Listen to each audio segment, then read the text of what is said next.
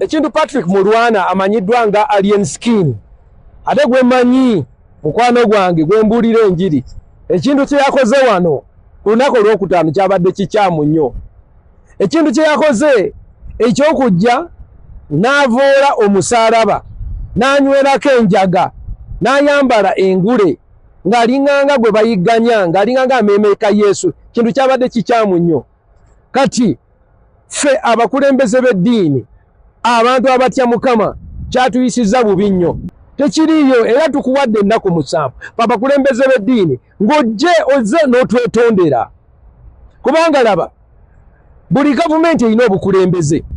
Tulina amateeka, tulina Nyombi Tembo akulembera UCC. Nyombi Tembo ow'ekitiibwa era ye yaggulawo ebiduula era tutegese okola olukuŋŋaana. Kola olukuŋŋaana. Olukuŋŋaana lw'abayimbi. Kintu kino kireme kuddamu. Tugenda kulinda nga bamaze kwokya ku Qur'ani kakati. Tugenda kulinda omusaalaba baguteekeko enjaga. Kintu ekyo kibi nnyo nnyo. Era tukuwadde ennaku 7 mwami Alien Skin Patrick Mulwana nga weetonze beera creative. Genda enjaga ginywe ng'oli ku bintu bye. Ne tuginywera ku musaalaba. Owandiise Kimenke. Yesu ku musaalaba bateekawo nti ono mwana ono kabaka w'Abayisirayiri. Kati gwe weefudde kabaka.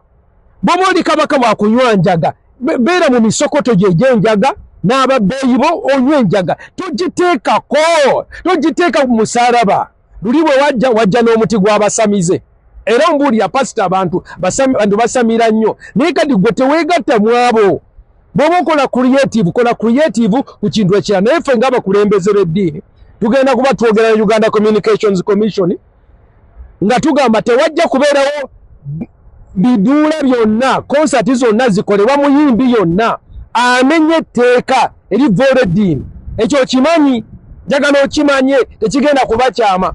Ekyokubiri, tugenda kusaba abo bonna abakulembera amateeka mu ggwanga. Kuba tulina Penal Code, tulina amateeka agatuvuga ba performers, musician, creative. Tetugenda kulindirira muntu kwokya ku luhaani. Jo watugamba wavaayo wasiramuka.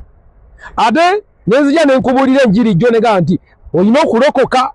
Wadde nali nkubuulira ng'oli mu kufuuwa njaga. N'ekyo kyanjawulo. Aboonoonyi mubeera boonoonyi. Tis okay.